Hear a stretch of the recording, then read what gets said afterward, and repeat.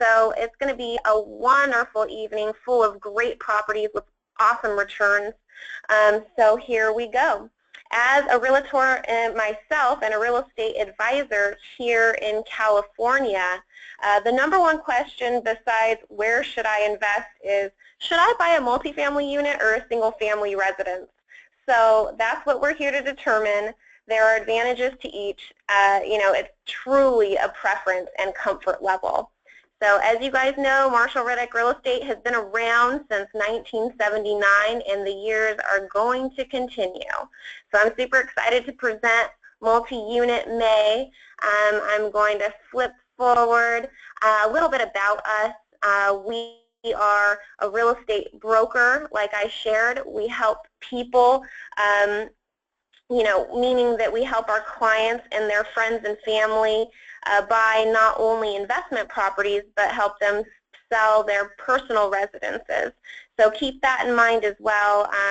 In addition to, we're able to work with all of the states that we have analyzed and prepared for your guys' viewing in all the other states. So we're able to work with you on transactions via a referral basis with agents like Terry and Clay.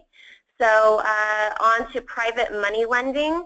This is something that's been really, really fascinating to a lot of our clients. In case you are not aware of this, it gives you an opportunity to buy property. A lot of our members own more than 10 properties.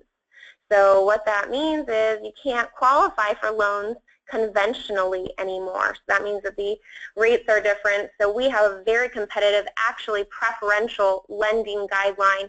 So if you wanted to buy properties, I'm happy to go over our private financing terms, as well as if you wanted to become the bank and lend your money and make anywhere between 7 to 11 or 12% on your funds. So I know that gets really exciting, and I usually end up having great conversations, so keep that in mind as well. Go ahead in the chat box and type. This will really help us go over all your questions, because normally when you come to our live events, we hand out an evaluation form at the end. So anytime you have any questions on any of the slides or topics that we're covering, go ahead and write, I'd like more information about this, or can you share a little bit more about that? It'll really help you and I get to where you want to be faster. Just trying to make it more efficient, because if you're anything like me, we're going to be going through so many topics. I want to make sure that you get all your questions answered at the moment that you have them. So we'll revisit them later on a call. All right, now property management. Not only do we have the best property management companies that we've worked with for years in place to make sure that your investment properties out of state are very well taken care of. If you own any properties here in California, we now offer property management services. So happy to go over that on our website. There is a portion that you can go over all the fees. We've made it very simple for you to compare and analyze ours and every other property management company that we do work with. We want everything to be super transparent. That's the number one thing that you'll notice about us the more you interact with our team. So as you can see, we make it possible to purchase real estate, and we hand pick these areas. We're not always hopping around. We've been in these areas because they've proven themselves, and we're going to go over that data so you understand just as much as I do on why we invest there. So not only that, but we have all the vendors. So we have, as you guys can read there, CPAs, attorneys, and much, much more. So our mission is to make sure that we can mentor you, give you a trusted purchasing system, and that you realize the value in our hand-selected properties. This is me. I am a licensed real estate broker. I am a realtor. I do own my own investment property. I'm Tanya, so hello. I kind of came through family generations of real estate investing, so I eat, breathe, sleep, love real estate. I went to school for finance, so whenever you have questions about numbers, I'm your girl. We'll go over the numbers and make sure that you are happy and understand where those numbers are coming from. All right. So I am so lucky to have Scott Pastel with me here today. We work really closely together. He's going to go over a handful of slides, and then I'm going to take over when it gets closer to the properties and the analysis stuff. So Scott, welcome, welcome. Thanks, Tanya. Hi, everybody. Really excited to be on the call tonight with Tanya Lorimore, and I also want to acknowledge Terry Duffy, who's on the call in Florida right now. She's our Cape Coral Fort Myers, Florida rep, and man, you guys are going to enjoy hearing from her. She's going to show a few duplexes in the Florida market, and depending on where you're from, my pretty strong feeling is that you're going to be blown away when you see the prices and returns on some of these properties. I also want to acknowledge Clay Fleener. Clay is also on the East Coast. He's in Indianapolis. He's on the call as well, and he'll be speaking also right after Terry about the Indianapolis market. I'm sure many of you folks have probably heard from Terry before, maybe talked to Terry or Clay. Really happy to have both of them on the call. So let me start off by just taking about 5 minutes or so to go over some of the basics of multi-unit properties. So Tanya and I kind of wanted to put in a little bit of education on analyzing multi-unit properties, calculating the formulas for multi-unit properties. I'm going to talk about property classes for a couple minutes. That way, when we start actually looking at the properties, hopefully everything will make a little bit more sense. So let's start off with the obvious. We're all on here tonight because we're interested in cash flow. Cash flow has always been the main driving point for multi-unit properties. Throughout history, we've seen that single-family homes typically happen to have a little bit of a higher appreciation rate, whereas multi-unit properties don't tend to have as much of the fluctuation in values that single-family homes do. And as I have on the screen in front of us, emotion is what drives prices for single-family. Now, investors are not the only buyers looking at single-family properties. Obviously, the larger population are the homeowners. And people move to different parts of the country for all different reasons. Some of them move to retire, to have, because of the weather. Some of them move for political reasons or for employment reasons. But investors are the only ones really typically looking at multi-unit properties. So what we get with multi-unit properties is a diversification of risk. So with one loan, we can have two units or 4 units if we're sticking with residential.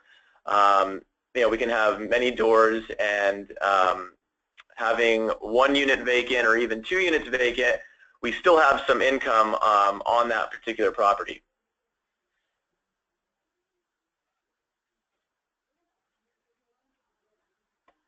So the next is that we have single-family houses are target for, not as I mentioned already, investors, not just homeowners. So one thing to keep in mind is that we have a limited supply of multi-unit properties in many markets. A lot of times there's just more demand for single-family, so we have to know where to look. We have to know which parts of town make sense. I'm going to go over A, B, and C class. So you have to be flexible in your location. If you're set on a particular location, just know that the supply of multi-unit properties might be very slim, might be non-existent. So you have to be willing to expand your horizons a little bit more and really focus more on the numbers, focus more on the calculations and the bottom line, not so much the exact market or state or city, because some areas just don't really have a supply. Economies of scale. So I'm sure many of you are familiar with this, but as you purchase a building with more units, the price per square foot or the price per unit decreases. For those of you that are in California, if you're looking at apartment buildings, then you need to actually have a designated responsible person. Doesn't have to be a licensed agent, should be in my opinion, but CARD explains to us that there needs to be a designated responsible person on site. So for me, I've always been really much more just geared towards residential property, and residential is anything 1 to 4 units. So we're going to show you some duplexes and some fourplexes. I think it's a little bit more manageable. Another piece of advice that I have is that if you don't currently own any rental property, if you're new to actually being a landlord, then I would really start small and work your way up. If you don't have experience owning any rental properties at all, then starting off with a fourplex might really be biting off a little bit more than you can chew. So again, just start small and work your way up. Really understand how to evaluate properties, understand how to assess risks of maintenance and vacancy, understand how to really keep your expenses low, and then start working your way up. Okay, so important formulas to notate for analyzing multi-unit properties. So the first one I have on here is called the cap rate, otherwise known as the capitalization rate. So in order to calculate the cap rate, well, first let me start off by explaining what cap rate is. So cap rate is used really more commonly in commercial, and it's to assess the performance of the property without having any interference or impact on the financing. So annual net operating income does not include debt service. So what would be included in annual net operating income would be your gross scheduled income minus all your operating expenses. So operating expenses are your taxes, your insurance, if you have HOA payments, property management fees, and maintenance expenses. So again, net operating income does not include principal and interest. So we take the gross rent, we subtract all the operating expenses, we divide it by the cost or the value of the property to get the cap rate. Another good way to explain it is, if I were to purchase a property and you were to purchase the same property, we would both come up with the same cap rate. However, if I'm buying a property in cash and you're buying a property with 25% down financing, the cash on cash return and the return on investment would be very different. So everybody has a little bit of a different target for cap rate. I live in California, we live in Newport Beach, so probably the lowest cap rate in the country. So that's why we're talking about these other markets. I find if I can get anything close to 8%, 7 or 8%, I find that to be a very, very high cap rate. So cash on cash return, I'm going to go over this very quickly. This is your annual before tax cash flow. And when I say cash flow, I'm talking about the net cash flow. So you're going to see when we show some properties, we've already taken out the estimated maintenance and estimated vacancy. We don't know what the maintenance is going to be on a property. We don't know what the vacancy is going to be on a property. All we can do is use data that I'll provide you and be as conservative as possible. So we'll show you how to project that in a minute. But we're taking out our mortgage payment, the taxes, insurance, property management fees, HOA, and then even estimates for maintenance and vacancy to be left with the annual tax, the annual before tax cash flow. Before tax meaning income tax, passive income tax, not property tax. We are deducting the property taxes. We divide that by the total cash invested. That means how much money we spent when we bought the property. That's our down payment, closing costs, appraisal, all that is included in the closing costs, your home inspection, title and escrow fees. That will give you your annual cash on cash return. Let me just start by saying, from somebody who owns property, has been in real estate for 11 years and has evaluated hundreds and hundreds of properties a week, probably thousands a month, that a very, very realistic target number for annual cash on cash return would be probably about 4 to maybe 7%. I would say somewhere in there, depending on how aggressive you are in cash flow. I would say maybe 6, 7, 8% is on the high end. Keep in mind that we're already taking out maintenance, vacancy, for the future, and that doesn't even count appreciation or any of the other ways you're making money. So that's what return on investment is. Return on investment will tell you how much money you made after owning the property for however many years you did, taking into account any of the appreciation, all the equity you made from the principal reduction of your loan, as well as all of the cash flow you made over that 10-year period or 11 or 12-year period or however long you held it. So when you look at the formula there, it says profit from sale. That means how much profit you made from owning the property divided by the total cash invested, same number, however much money we spent when we bought the property, divided by the number of years held. And these days, with rates where they are, high annual return on investments are probably between about 15 and 20%, I would say, are on the high end. And to me, I mean, that's an incredible return. How do you calculate the profit? Just really briefly, you take the accumulated net cash flow over the amount of years you held the property. You add the equity that you gained from the principal balance decreasing, and then any equity that you made from the appreciation. And then you have to subtract selling expenses. I'll just give you a quick tip. We use 9% of the future value of the property for selling expenses. That accounts for 6% realtor commissions, and then another 3% just in case you have to pay some of the buyer's closing costs or you have to do a little bit of fix-up from the property. And then we'll come back to this in a little bit when we start looking at properties. All right, time for a quick poll. Get your popcorn. Yeah, I hope you guys have your popcorn out. All right, so now that we've kind of gone over that, we've kind of established our audience, let's go to our first poll. Again, I saw that about 30 new people have jumped on since I jumped off. So I'm Tanya Lormore. I'm a real estate advisor co-hosting this with Scott Pastel. And here is the first poll. All right, so where is the question? The question is,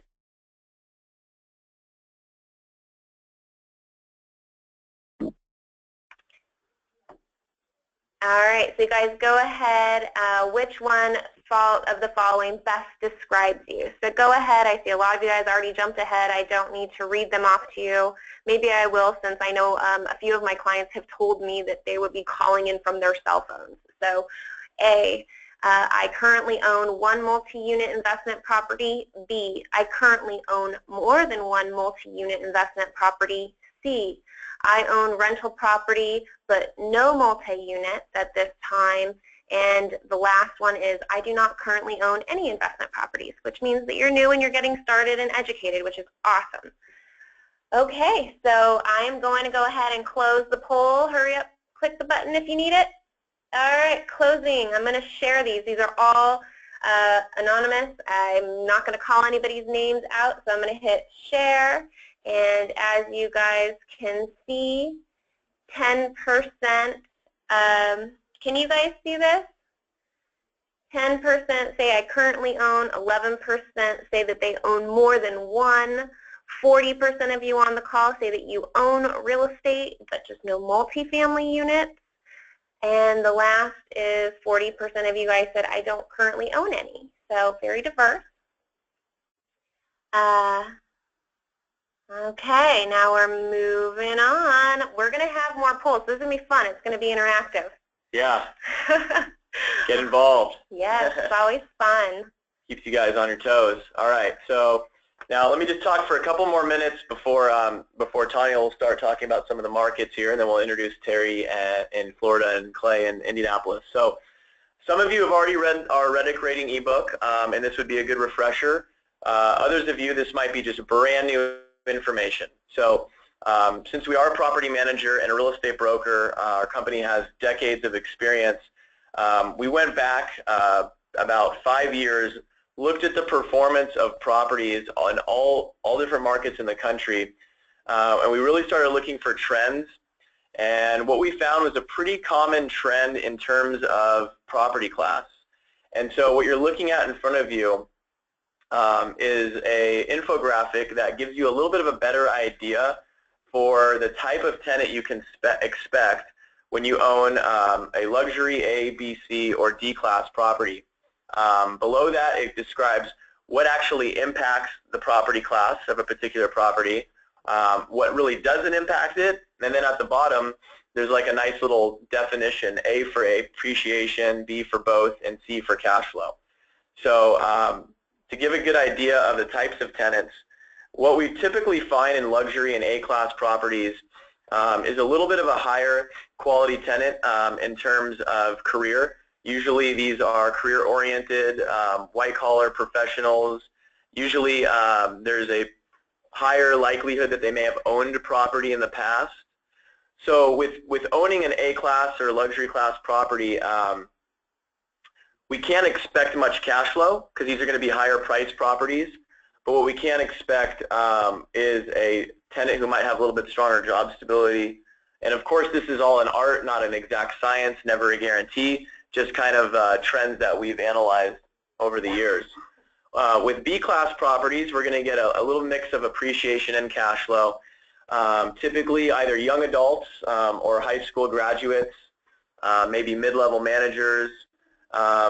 Typically we may have either blue-collar employees or just younger working professionals. C-class properties are going to be blue-collar employees, usually like hourly wage employees, not as strong of a job stability, very, very little, if any, chance they've ever owned property in the past.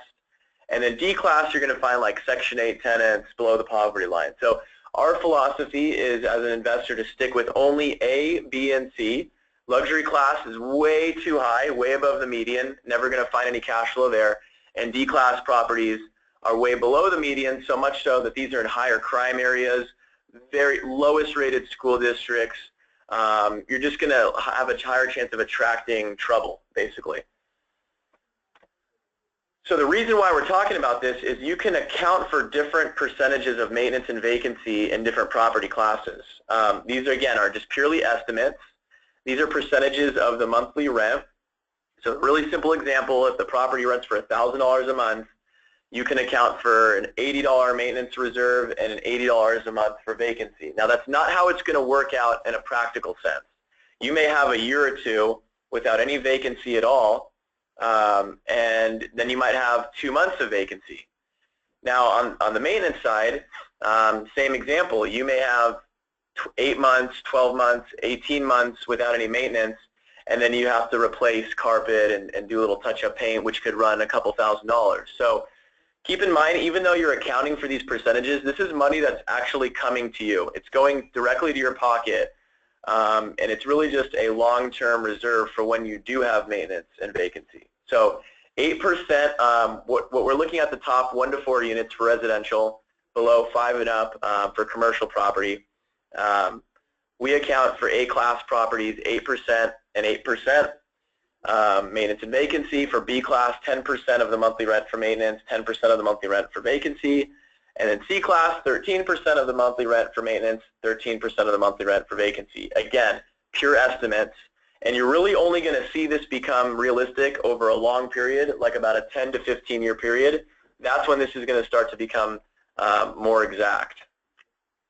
Quick example so that you have an idea on how the vacancy estimate works.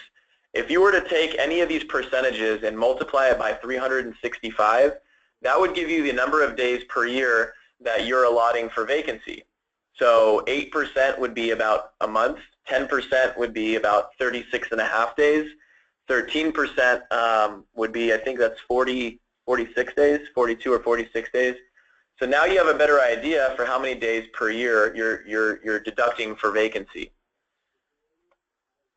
All of the information that I just covered in terms of property classes, maintenance and vacancy reserves, are all located in our published ebook called the Reddick Property Rating ebook.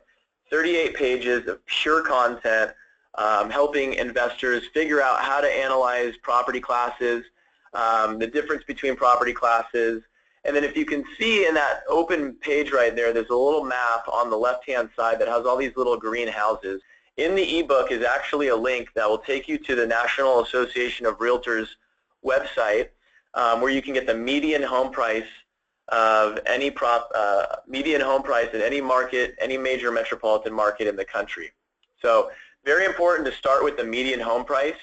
That's what's going to tell you what the property class is based on a property's value compared to the median home price in that metropolitan market. You can actually download it as a free gift. You all have it actually right now for being on the webinar. In your control panel on the right, one of the boxes says handouts, and you can click the little plus sign next to handouts, and then you'd be able to download this ebook in PDF format. If for some reason that doesn't work, you can also go on our website, marshallreddick.com/property-classes-ebook. Probably a little easier to get it in your control panel though than typing all that in. But either way, you guys all have that as a free gift, our gift to you. Down payments, I want to touch on this really quick so you guys understand conventional financing. Typically, the large percentage of people in the room or on a call will probably be looking at doing a conventional Freddie Mac Fannie Mae loan. And for conventional residential financing, what we have there at the top is if you currently have less than 4 mortgages, including your primary residence, then your minimum down payment on a 1-unit property is 20%, and your minimum down payment on a 2 to 4 unit property is 25%. If you have 4 or more mortgages right now, including your primary, as long as you have less than 10, because that's the limit, then your minimum down payment on a 1-unit property is 25%, and your minimum down payment on a 2 to 4 unit property is 30%. You'll notice that Fannie Mae and Freddie Mac set a rigid guideline of having a 720 mid-FICO score once you get above 4 finance properties.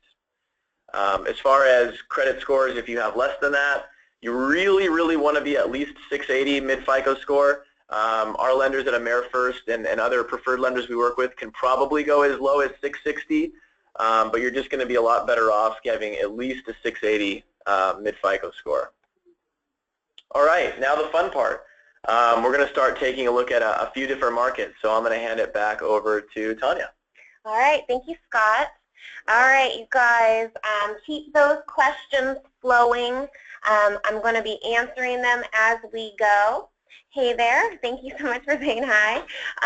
So right and wrong markets, they depend on what criteria that we set up front. What is it that you're looking for specifically as an investor? So when we go through these, it's going to be what do you want, more cash flow, more appreciation, etc. So tonight, as we've said, we have 3 markets that we're going to be sharing with you guys.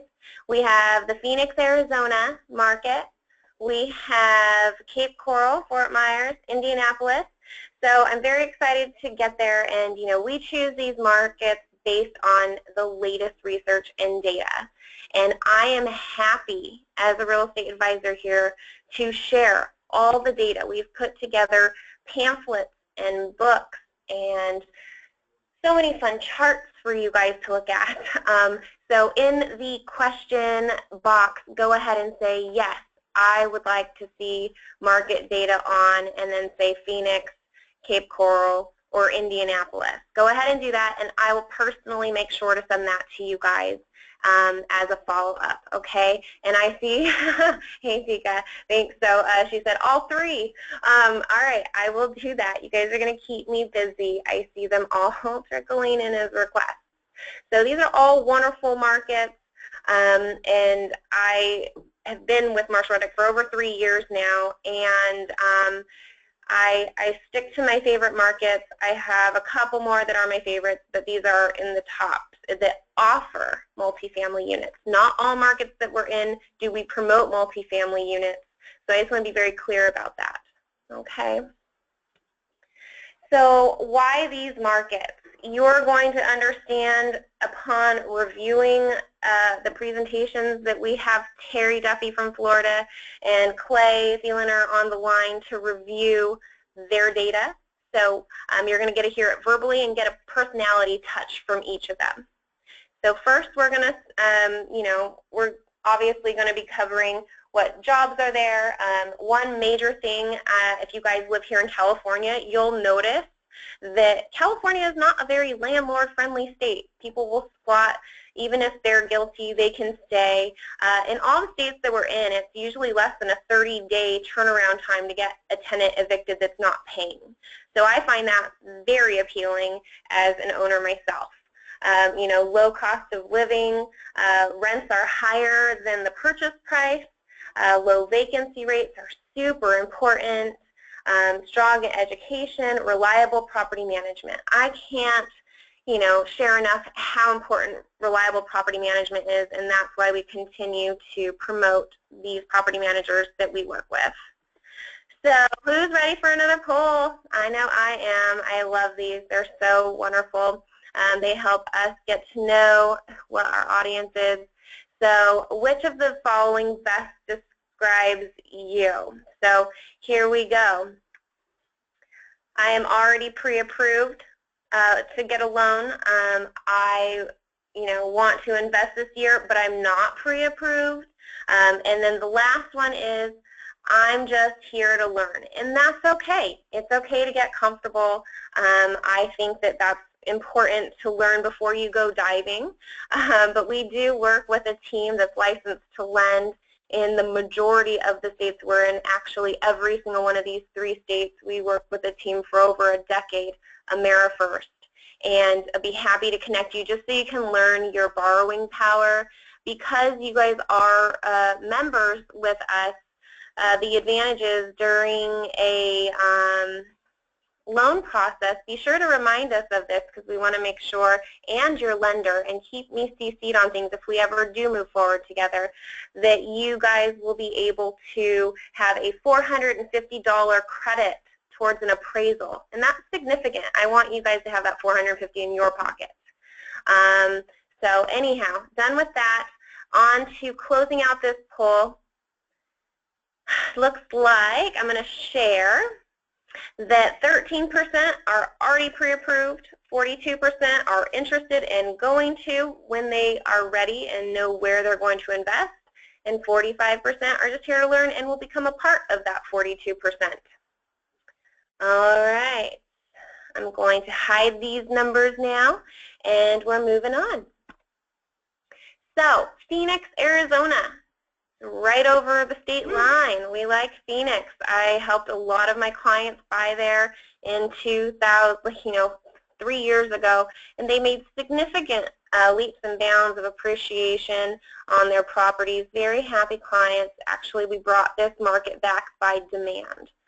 So here we go. I am Tanya, but this is a different Tanya. She spells her name with an O, and mine is with an A, so I guess in the alphabet I would come first. Which would make sense since I will be your point of contact first. And she's amazing. I mean, my clients can't say enough great things about her. She is very experienced in acquisitions, meaning she goes out and she acquires properties. She lists and sells them. She leases them. She's very, very hands-on. It's a company that we've worked with for a very long time, and love to share a little bit more about that if Arizona does become an interest for you. But as you can see, they've bought and sold and acquired over 1,000 properties. But she's such a gem, and hopefully one day you guys get to work together. So why Phoenix?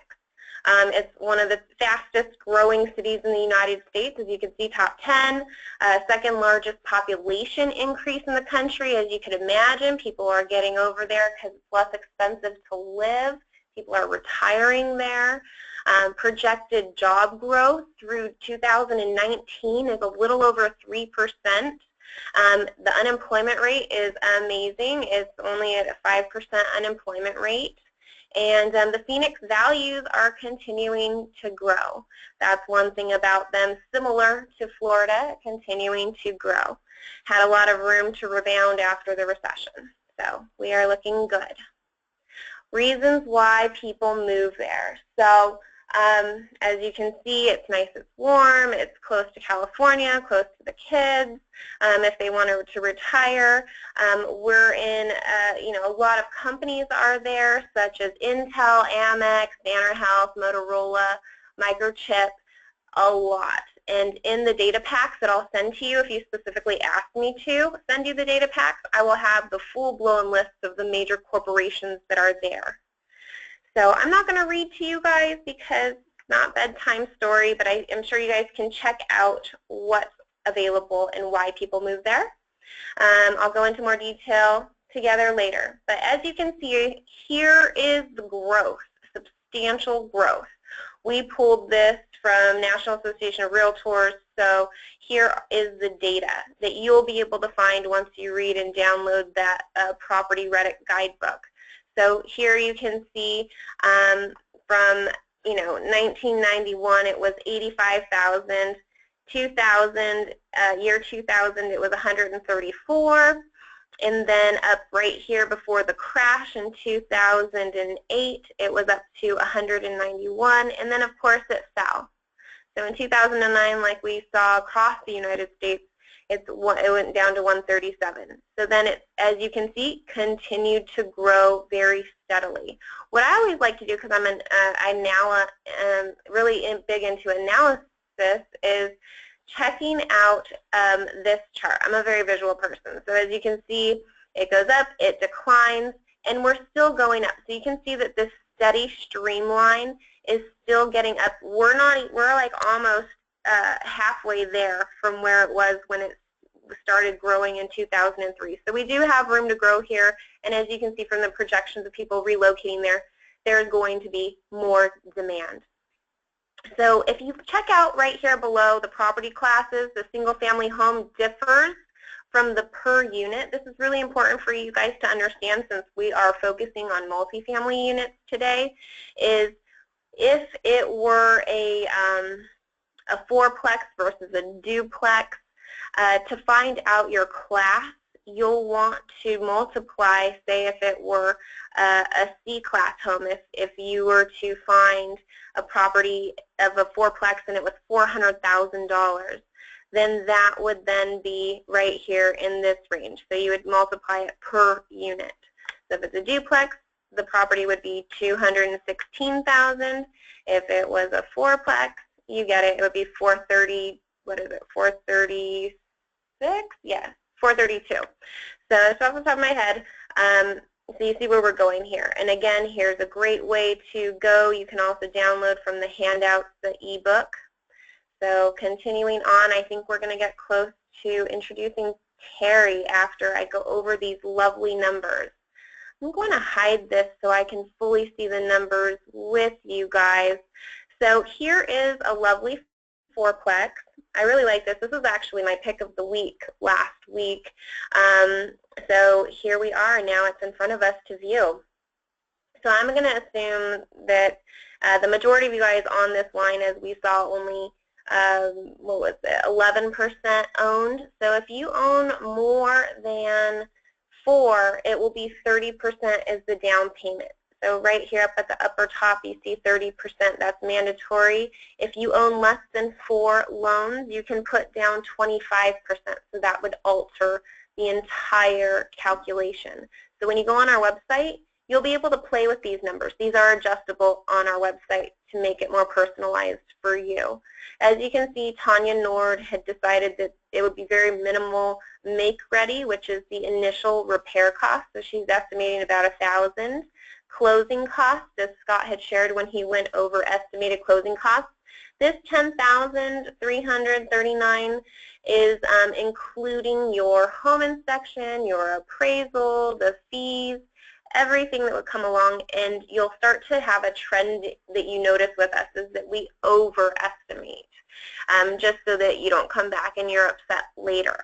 So investment capital needed to buy this property out of pocket for this fourplex would be almost $138,000. So here, these are actual rents, and it's rented out. All 4 units are for $3,500. This is all based on a mortgage payment, as you can see right here, for $4.625. Taxes, these are pulled straight from the county records. Insurance, we went ahead and got a quote from Stan Dreckman. He's worked with us for over 12 years now. He's fabulous. If you go ahead and type insurance and then say, I want to get my quote reviewed, he's saved a lot of my clients a lot of money by grouping together home insurance. He actually insures all of my family's properties except for one. That's the only one he couldn't beat the rate for. So I highly recommend, if you want Stan's contact information, I'm more than happy to make a warm introduction. Management fee, these are straight from what the fees will be in this market. So it's $280 flat fee a month. So here's the HOA. There aren't any utilities. This one, unfortunately, you do have to pay for like the gardening, the excess lighting. I forget exactly. It was trash and sewer, this is what this one covers. So that's why the number is a little bit higher there than other properties that we'll be seeing today. So as you can see, the expenses come to $2,500. The monthly income from this property, this is an exciting number, is $937.57. Now remember, we always like to project what it will be over long term, because this is what we have seen as far as trending. So in your bank account, you're going to have that $937 every month. But we want to say, plan for that rainy day, set aside $350 for when the tenant moves out, because how often does a home get rented in 4 days after it's vacant? There's time to turn around and get the home painted. Whatever needs to be rehabbed in the property, maybe, you know, shampooing that carpet, updating the fixtures, whatever may have been broken in that property. So that is what that future maintenance is for. That's what you're accounting for, that hot water heater breaking one day. So these numbers are pretty realistic if you look over a 5-15-year span. You're really going to look back and thank us for watching out for your best interest of what the property will perform at. Estimated vacancy and maintenance, and then here are the leasing fees. So that comes out to $18 a month per unit. So here we go. So end of the day, all said and done, go ahead and play and spend the $212.87. So now the 15-year projected profit, that's a great number, right, for holding this property 15 years. And then if you were to turn around and sell it based on, you know, future trending, that's a pretty attractive number. Just in time for retirement, right? So 15 year annual ROI is 13.49%. Pretty decent. All right, I'm going to go on to the next property. Here is a duplex. So duplex is 2 units versus a fourplex is 4 units. And then, of course, there's a triplex, which is 3 units, just in case there are some super newbies on tonight. The list price, really awesome, only $179. As you can see, here are the closing costs. The closing costs are a little bit more expensive. Again, we adjust everything per property so that everything's realistic. So to buy this property out the door, it would cost you a little under $62,000. These are what the projected rents will be. Our property management company there went ahead and pooled what going homes are going for. We don't go with the super high rate. We go with the middle ground. So you could be surprised. They could rent for more when you are the owner. So this is really great. Monthly expenses come to $799. Your monthly income in your bank account is $500 a month. And then, but we say plan for those rainy days. So you'll want to have a different bank account for your properties. And then your cash flow to spend would be $106. So here is another poll. This is going to help keep track because we're going to be going over so many properties. So here's the Phoenix poll. Between these 2 types of properties, which one was most appealing to you? I'm going to go ahead and launch this poll. So which property in Phoenix did you like best? And then this way, Tanya Nord and I, if you would like to move forward, can go ahead and we will share similar properties. We, you know, will never have you guys, you know, fight for a property because we don't want bidding wars against you guys. I always want my clients to be winners and get the best deal. All right. So wow, this definitely sparked a ton of interest. So I'm very excited to see. I'm going to go ahead and close the polls in probably about 5 more seconds since this is super fresh in your guys' minds. Okay, I see a lot of people saying both. I know. They all look like candy in a shop to me. I feel like a kid in a candy shop. All right, here we go. So I'm going to share now. So it appears that 48% liked the first one, the fourplex, obviously, more doors. 33% liked the duplex, and 20% liked both. All right, so we're going to be doing this after each property. This way it'll communicate to us what you prefer and why. Okay, so now I am going to get Terry on the line. She is amazing. I'm going to unmute her. All right, let's see. Oops, did it unmute? Let's see. Terry, are you there? Yeah, Ken and I are both here. Hello. Oh, hi. What a great surprise. Okay, well, Terry and Ken were just out here last month, so hopefully you guys were able to meet him, but the ones that haven't met him, and Terry, I'm going to let you guys take it away. Lovely Florida market. All right, so you're starting out just with a picture of Florida, and we're on the west coast. You can see where Cape Coral is, where the little red dot is. So we're down south, straight across from Miami. We're on the quiet side, the prettier side. Got it on that. Tanya, is there a slide to back up the initial one? There we go. Okay. There we go. All right, well, I'm the silent partner here. Terry does all the heavy lifting. And are we unmuted? Can you hear us, Tanya? Yeah. They can all hear They us. can I'm hear us. sorry, one more. Can you hear us? Yeah, I can clear. hear you guys great. Okay. I didn't know there was a mute sign that showed up. So, Okay. all right. Well, let's start from the beginning. This is Terry and I. We've been out to California many times. We've been working with Marshall Reddick since 2004. Terry's focus, you'll be dealing with her 90% of the time. I do a lot of the legwork in the behind the scenes. So we've lived in Florida since 2004 and 2001, and we've been, like I said, working with the Marshall Group out there since 04. So that's a little bit of information at the bottom of the screen there. You can see our phone number. That's Terry's email address and her contact number. She's going to hit a few properties later in the slides. We're going to go move through the slides here, so you guys move to the next one, T.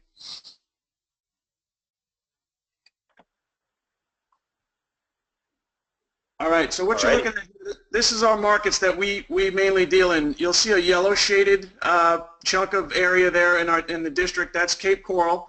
So we sell mostly in Lehigh Acres, Cape Coral, and Fort Myers. You'll see some shaded, kind of like orange islands off to the south of Cape Coral. That's Sanibel Island. 90% of the area that we live in is surrounded by waters, estuaries, back bays, rivers. So that's kind of what we love about Florida. That's why we moved here. The weather, 365, the sun, you know, anything to do with boating is where we're at. We're in the heart of it. Like Terry said, we're on the quiet side, so we're directly across the coast from Miami. One of the areas that we really find some really good deals in is Lehigh Acres, and that's going to be directly to the right of the shaded area that says Cape Coral. And Lehigh Acres is a diverse community. Terry's consistently selling duplexes, single-family homes in that area right now. And the population last year, well, about last year, 2014, first quarter of 2015, it hit over 100,000 in population. So we're starting to see a huge amount of commercial growth coming in to Lehigh to support the houses and everything that are being built, and you know, people moving into the area. We had some investors out last week, and we got some more coming in next week from California, and I believe Kim was from Georgia. Some statistics on the area: the average household income out there is between $37,000 and $52,000. Cape Coral has a little bit higher income. It's a more developed area. Land prices and home prices are a little bit higher.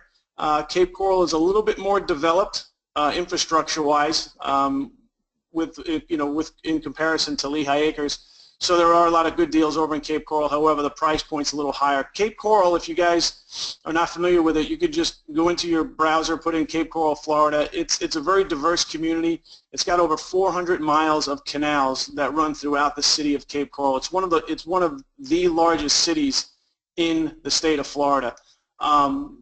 Talking about a little bit of population, thing that kind of grabs out. In 2015, Florida passed New York in the most populous state in the nation. So California, you guys hold the #1 in population. Then comes Texas, and then we passed New York. And So Florida right now has a population of about 17.7 million people. In one calendar year, in 2015, from July 1st, and 14 to 15? From 13 to 14. 13 to 14, 2013 to 2014, we had 293,000 permanent residents move into the state of Florida, and that's how we were able to move ahead of New York. So if you're looking for an area to invest in and growth, well, those numbers speak volumes, and you can get that off of National Realtor Association websites. You can get it on any website really that you just Google Florida population. It'll give you those numbers. So if we move to the next slide, that'd be good.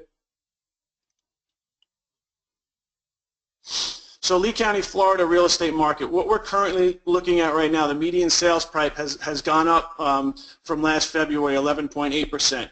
So, Terry's got plenty of investors that bought homes last year, the year before. Our house where we live right here in Fort Myers went up 13% last year. So we have tons of people moving into the area.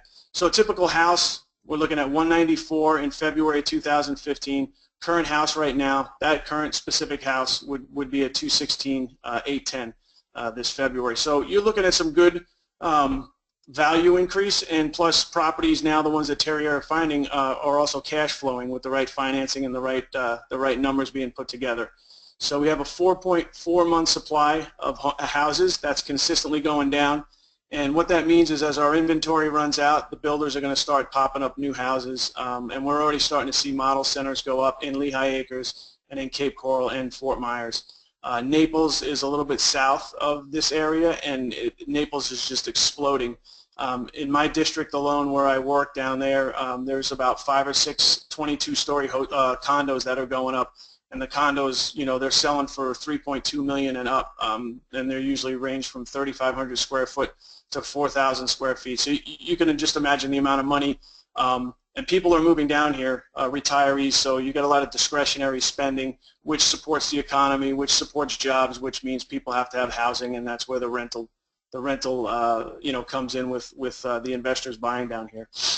Foreclosures are consistently going down as far as they only represent 8.4% of total sales throughout Lee County, which is good. That number was quite higher a few years ago when the market bottomed out.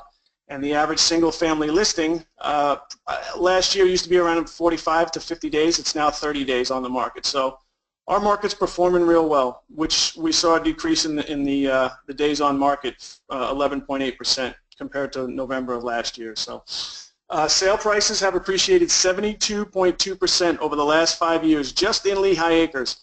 And Lehigh Acres is kind of unique. It's like a microcosm. It's a bedroom community, and a lot of people that move into the area, young families that are moving into the area now, they're looking for affordable housing.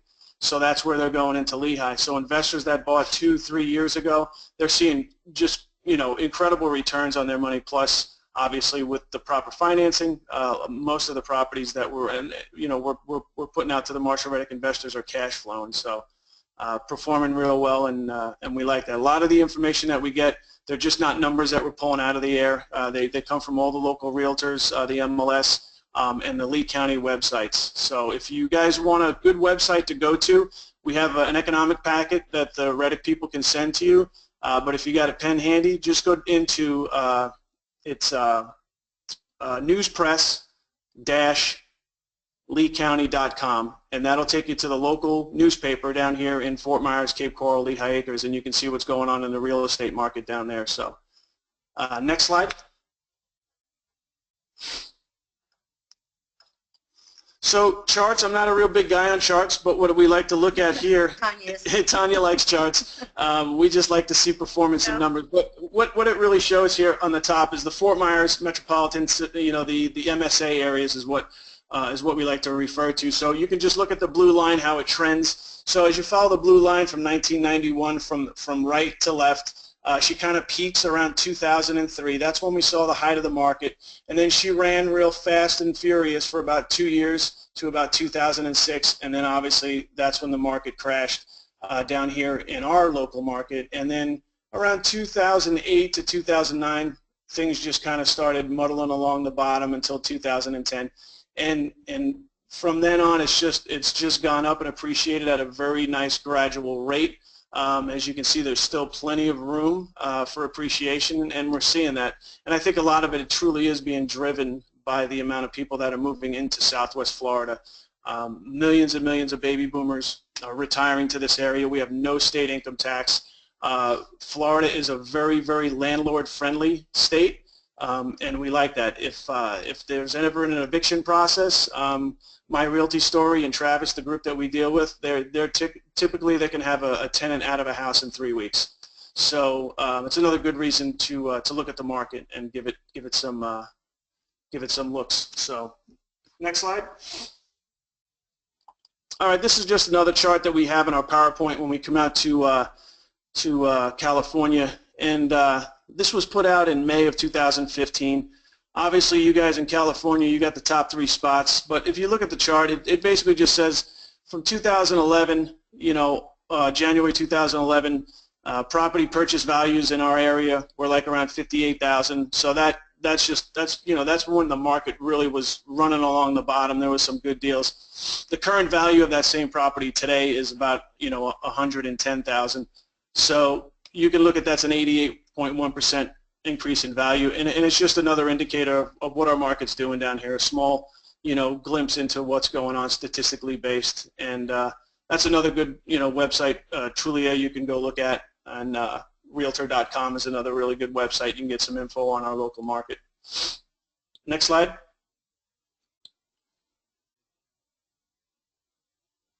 And I think this is where Terry's going to come in, next slide, and talk about some of the duplexes that she's got up on the Reddick website available tonight. Just so you guys know how I find the properties is I basically get up at 7 o'clock every morning, get a cup of coffee, and sit down and just start hammering on the MLS to see what new comes up, because I'm always trying to get the best properties that I feel would be best for the Marcia Reddick group at the best prices, size, condition of the houses or the duplexes. And I know I'm in a competition and with a bunch of other realtors that are doing the same thing. So everybody's trying to get the best as quick as they can and get it out to their people first. So I take a lot of time and spend a lot of time putting these properties together. We do have our insurance person down here that I've been using for 2 years who gets us the best, the rates down here. We've got our lender in place down here. A preferred lender in Florida is something you have to have because Florida's laws are different than everybody else's, and 90% of the time if somebody tries to use an outside lender, the deals don't get done. So we have a guy, his name's Randy Rowe. He's been doing loans for over 30 years, and he's excellent, and he's quick. I have all the inspectors in line, so it's kind of like I have all my dominoes lined up to get everything done for you guys. You can go ahead and change it. This is one of the duplexes. This is what most of them look like. Some of them have garages, some of them don't, but this is your standard. It's 2007. Most of them are a little over 2,000 square feet total. This one here is priced. It's one of the lowest priced ones on the MLS right now. There's only 2 at the 155 price, and then they jump up basically into the 170s and on up. It does need a little bit of repair costs, mostly repair costs because we're on city septic, and this one needs like a drain filled or something with a septic system. But even with that involved, it comes out at 161, which is still lower than anything else you can get out there that's in good shape. Our rents, our average rent for any of the duplexes down here is between $850 to $895. $850, it doesn't have garages. $895 if it does have garages, and some of them, depending on if they've got upgrades inside, or even over $900 a month. So the rents are real stable here. Cape Coral had the highest increase of rents in the country last year at 23%. This is a 6-bedroom, 4-bath. You'll see a lot of them, they'll say 2-bedroom, 2-bath. Most of them that have 2 bedrooms also have a den that are normally used for a 3rd bedroom. And there's not any difference in rents if it's actually 3 bedrooms and 2 baths each side, or if it's 2 bedroom and a den on each side, it gets the same rents. But you can go down and you look at the same thing. Our taxes, I get them right off our county website, so the taxes are accurate. All of my insurance come directly from the insurance person before I put them on the website.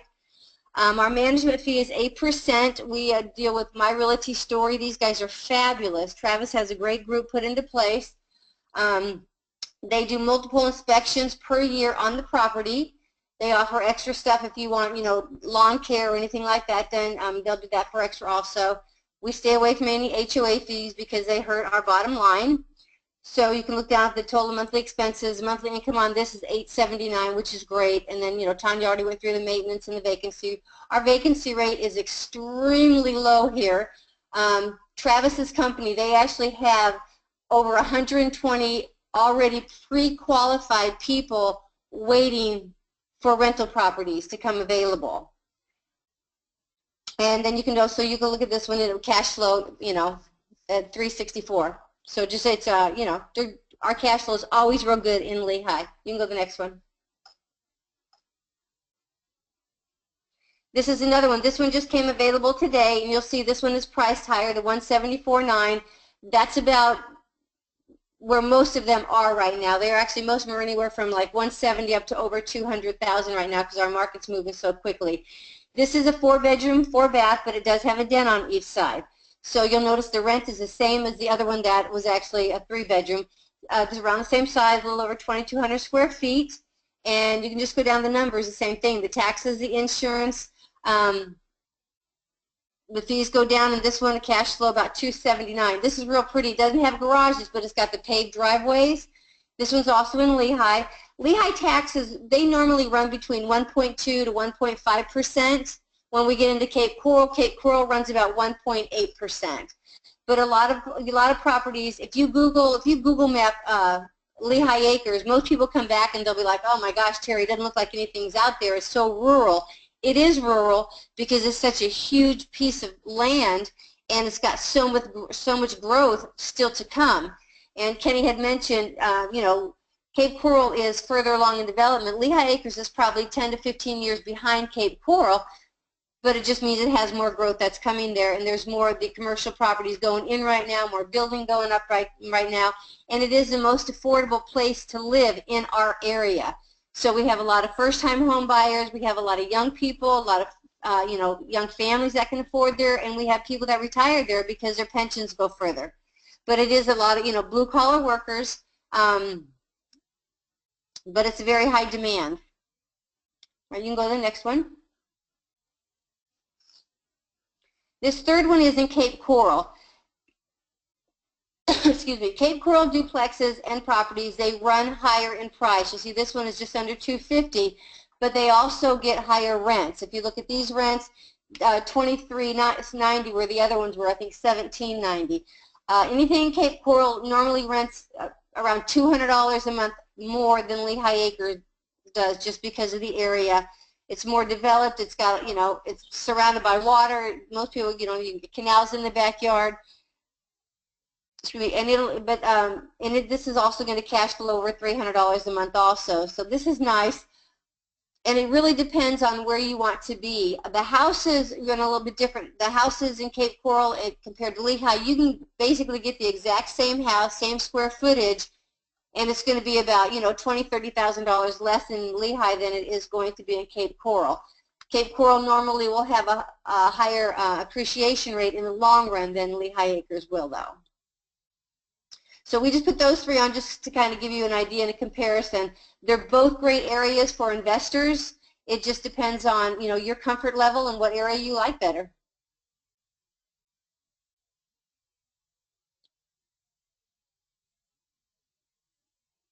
Does the Florida poll?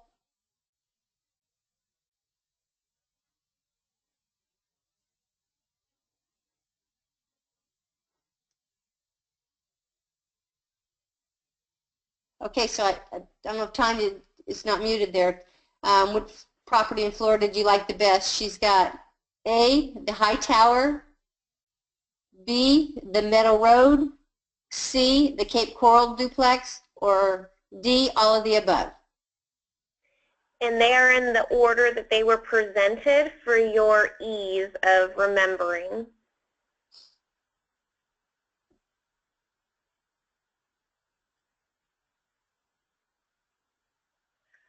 All right, looks like you guys are busy.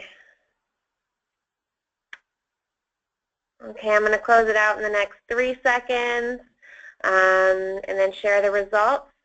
And then we'll be moving on to Indianapolis, which is awesome as well. All right, thank you, Terry. Here, I'm going to share it. Okay, so we have 30% like Hightower, 20% like the Meadow Road, and 28% like 3rd Street. And then, of course, a lot of people like all of them. Everyone has a favorite. Okay, so now I am going to close that out and head on to, here we go. Welcome to Indianapolis. I am going to get Clay on here. We have Clay. He is in Indianapolis. He is so amazing, lots of energy, always in the field, running around. We worked with his team for about 4 years now, and what's great, again, property management is key. We've worked with Ivan Barrett with their asset management, so important. So I'm going to have Clay come on. Clay, you there? Hey, evening, y'all. All right, good evening. Here he is. Hey, got to jump right in here. Run a little short on time here, so we're going to breeze through these slides and get to the important stuff, the properties here. But just want to introduce myself. On the right there, Ivan Barrett, CEO and managing broker. The firm was founded in 2011, and we got a great system in place here. He hired me about 3 months ago to be his first in-house broker here, and everything's been going pretty darn smoothly so far. So once you guys close a deal with us, basically it gets handed over to the rental team, and basically it's all under one roof. So basically the transaction's as smooth as possible. You're dealing with the same people throughout here in Indianapolis. So like I said, it's just all about the ease of the transaction here in Indianapolis. And anytime there's an issue or concern, you've got accessibility to the client portal platform, which is open 24/7, 365. And of course, that gets you right to the rental team, the great maintenance team that we have here. And of course, if you guys want to contact me, talk about sports or anything after the deal's closed, you are always more than welcome to. And of course, the most important part here, currently over $60 million in total assets under management, and that number will be going up exponentially by the end of this year, guaranteed. We'll jump to the next slide here. Just give you a brief little rundown, just kind of the business atmosphere, and just kind of here in central Indiana. 3 Fortune 500 companies, of course, two big ones there, Anthem, Eli Lilly. Really big in the healthcare right now. Technology sector is booming here in Indianapolis. We've officially coined the term Silicon Valley out here in Indianapolis, so we're slowly catching up to California. Give us about 10 to 15 more years, and I think we'll put our stake in the ground there. Also, one more huge indicating factor here. In 2015, CNBC ranked Indiana #1 in lowest cost of doing business in the U.S., so that's huge to draw some of these big companies in. It gives us a little bit of competitive leverage there. Then we'll just go Indianapolis by the numbers here. Since 2000, we've had a population growth of 16.4%, which puts us a little smidgen above 1.6 million. Millennials now make up more than a fourth of Indiana's total population, which is absolutely huge for the rental market here in Indianapolis. Of course, we've got a lot of universities here local, so of course, after a few years in the dorms, we're looking for some rental properties. So that's also a huge contributing factor why our rental rates are going up pretty much by the day at this point. And of course, the cost of living here is 7.3% below the U.S. average, which is extremely important. And median home price $148,000, just a little above, and median income a little above $52,000. Perfect. And here's just some of the similar charts here that you saw from Phoenix and down in Florida. Of course, you're probably looking at the trend line here and the moving line from north. As you can see, a lot more stable environment here. As you can see, of course, everyone took a hit there from 2006 to 2011, but at the same time, we're bouncing back and we're staying steady and true to the line there. We'll jump to the next slide here.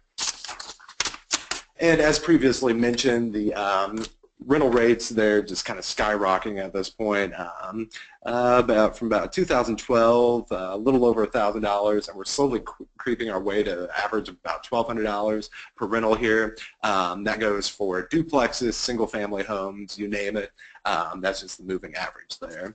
We'll jump to the next slide. And the reason for that, guys, is there's a lot of growth in business there, so a lot more jobs. And of course here on your left here, this is just a map of Indianapolis highlighted. The areas I really like to focus in, basically best bang for your buck. As you can see in the top left-hand hand corner moving right, Pike Township, Washington Township, and Lawrence Township. Also Center Township there in the middle. Those are really the areas I really focus on here in Indianapolis. Just everything from lower vacancy rates, higher rental rates here in Indianapolis, which of course is always the main goal.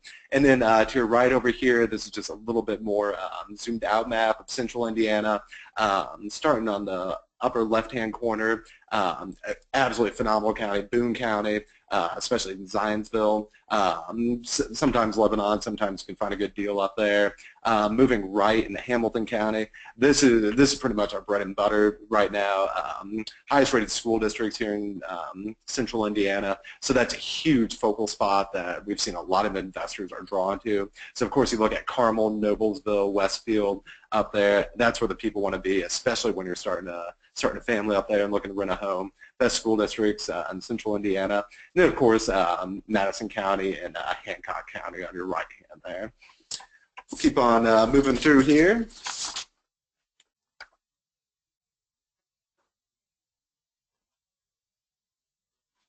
The good stuff here. So we're going over to 4065-67 Broadway Street here. I got a list price of $235,000. This property is actually owned by Ivan Barrett. This is one of his recent little flips. 4065, completely remodeled all the way through. Each side has 3 bedrooms, 1 bath, and 4067 has some minor updates, although it is ready to move in, rental condition right off the bat there. A little lower value. I'd say 67 we have for $1,000 a month, and for 65, $1,350 a month over there. So, and of course, going down there gives you the 15-year annual ROI, 16.8% there, and you get about 7.3 cash-on-cash return and about 16.8% annual return. Great numbers across the board there. Then we'll go ahead and jump to the second property here. Hey Clay, maybe if you could share a little bit about the areas. Like I know you did a great job about sharing with people the counties and what they are specifically offering, like you were saying up in Carmel and Fisher, et cetera, for like great whatever, this or that. Like if you could share like where these properties are as we're going through the properties, I think that might give them a good idea of where they are.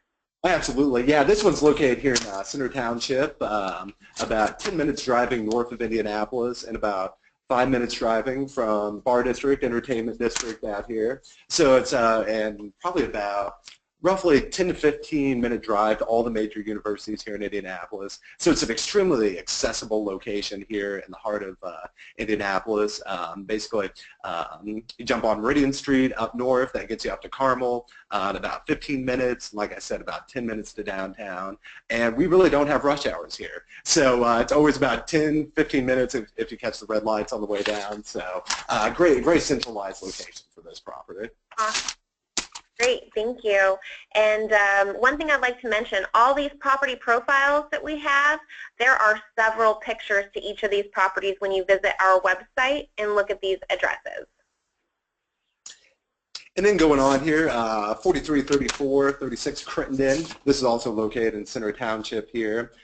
This one, each side has 1 bedroom, 1 bath, with a total rental rate of a little over $1,000, $1,015 monthly, with a list price of $85,000. This one is also owned by Ivan Barrett, completely remodeled within the last 6 months. New carpet, paint, you name it. It's there. All the mechanicals are upgraded in there. So, and that's going to give you a nice little return of 6.8% cash-on-cash return and about 12.5% annual return on that investment. So great numbers across the board there for a C-class property here in Indianapolis, of course, Center Township. This one's actually about 4 blocks over from the first property. So you're still going to have the same access to downtown, 10 to 15 minutes, and then about 15, 20 minutes up to Carmel, Indiana. So you're pretty much right in the heart of Indianapolis here, which is always great when the renters are out there looking. Exactly. All right, you guys, we are at the polls. I'm going to go ahead and launch this last one, and that way you guys can go from there. So here you go. Which property in Indianapolis did you like best? The first one or the second one or both?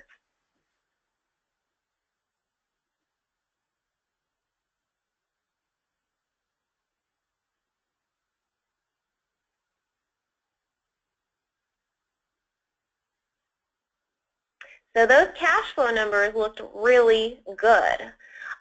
So I can see why there is a good deal of interest here. All right, I'm going to wrap up these polls in 5 seconds, guys. I know it's hard to make up your minds. All right, closing them out.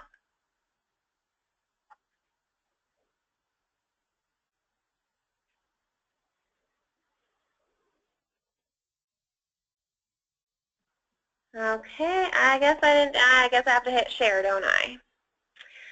Okay, so 53% said they liked the first one, 19% said they liked the second one, and 28% of you guys say both.